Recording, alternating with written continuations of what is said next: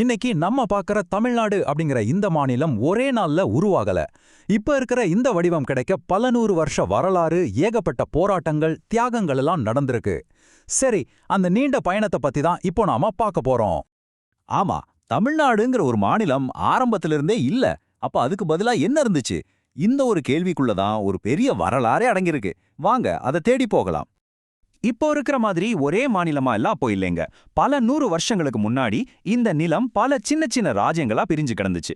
ஒரு ராஜா இன்னொரு ராஜாவோட சண்டை போட்டு ஜெயிச்சா பார்டர் மாறிடும். அப்படி எல்லைகள் அப்பப்போ மாறிட்டே இருந்துச்சு. நம்ம சங்க இலக்கியங்கள்ல படிச்சிருப்போம் இல்லையா? மூவேந்தர்கள், சேர, சோழ, பாண்டியர்கள் அவங்க ஆண்ட பகுதிகள்னா சேரநாடு, சோழநாடு, பாண்டிய நாடுன்னு தனித்தனியா அழைக்கப்பட்டுச்சு. அது மட்டும் இல்லாம பல்லவர்கள் ஆட்சி செஞ்ச இடம் தொண்டை நாடுன்னும், இன்னும் சில பகுதிகள் கொங்கு நாடுன்னும் கூட இருந்துச்சு. இதுல ஒவ்வொரு பேருக்கும் பின்னாலையும் ஒரு தனி வரலாறு, ஒரு தனி கலாச்சாரம் இருக்கு. சும்மா யோசிச்சு பாருங்களேன். இன்னைக்கு இருக்கிற தமிழ்நாட்டோட மேப்பை மனசுல வச்சுக்கோங்க. ஆனா ராஜராஜ சோழன் காலத்துல சோழ பேரரசு எங்க இருந்துச்சு தெரியுமா?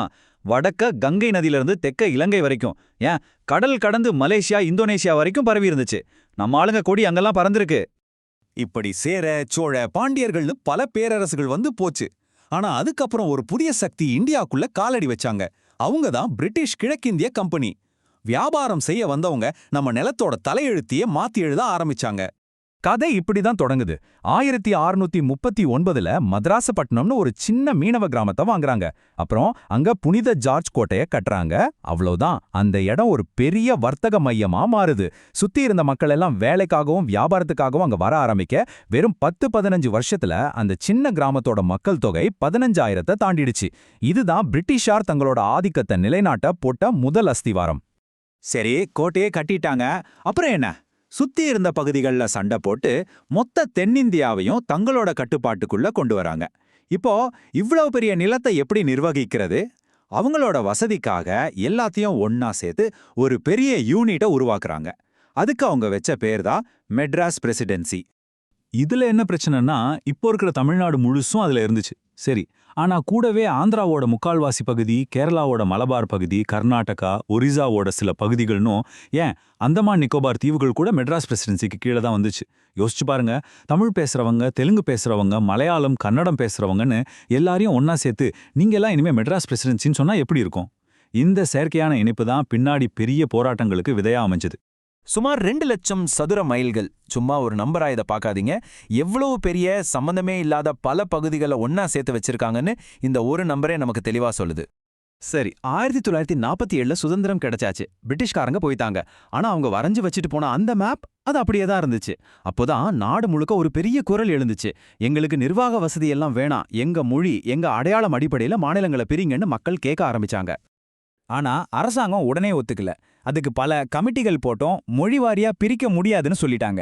அப்பதான் தெலுங்கு பேசுற மக்களுக்குன்னு ஆந்திரா வேணும்னு கேட்டு பொட்டி ஸ்ரீராமுலு உண்ணாவிரதம் இருந்து உயிர் விட்டாரு. அவருடைய தியாகம் நாட்டை உலுக்கியது. அதுக்கப்புறம் தான் அரசாங்கம் இறங்கி வந்து 1953ல ஆந்திராவை முதல் மொழிவாரி மாநிலமா உருவாக்குச்சு. அதைத் தொடர்ந்து 1956ல மாநிலங்கள் மறுசீரமைப்பு சட்டம் வந்து இந்தியா முழுக்க மொழிவாரியா 14 மாநிலங்கள் பிரிக்கப்பட்டுச்சு. அதுல ஒண்ணுதான் நம்ம மெட்ராஸ் மாநிலம். இப்போ தமிழ் பேசுறவங்களுக்கு என்று ஒரு தனி மாநிலம் கிடைச்சிருச்சு. ஆனா அதுக்கு பேர் என்ன தெரியுமா? மெட்ராஸ் ஸ்டேட். தமிழ் பேசுற மக்கள் இருந்த பகுதிக்கு எதுக்கு மெட்ராஸ்னு பேரு?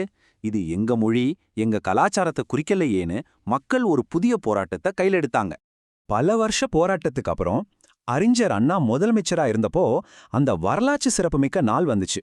ஜூலை 18, 1967ல மெட்ராஸ் மாநிலம் இனி தமிழ்நாடுன்னு அதிகாரப்பூர்வமா பேர் மாத்தப்பட்டது.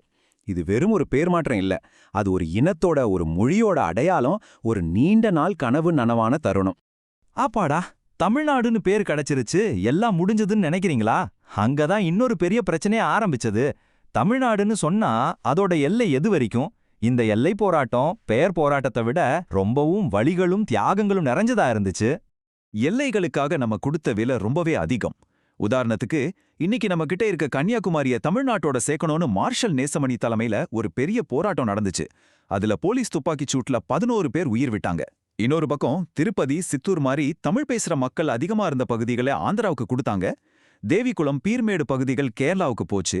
இந்த எல்லை போராட்டங்கள்ல 2 பேர் சிறையிலேயே இறந்து போனாங்க. சோ இன்னைக்கு நாம பார்க்குற இந்த தமிழ்நாடு மேப்பு வெறும் கோடுகளால் ஆனதில்ல, அது பலருடைய ரத்தத்தாலும் தியாகத்தாலும் வரையப்பட்டது. இவ்வளோ போராட்டங்கள், இவ்வளவு தியாகங்கள், இதெல்லாம் கேட்டதுக்கு அப்புறம் சொல்லுங்க, ஒரு மாநிலத்தோட பெயருங்கிறது சும்மா ஒரு பேரா, இல்ல தமிழ்நாடுங்கிற இந்த வார்த்தைக்குள்ள ஒரு பெரிய வரலாறு, ஒரு அடையாளம், பல பேருடைய தியாகம் எல்லாமே அடங்கியிருக்கா? நீங்க என்ன நினைக்கிறீங்க?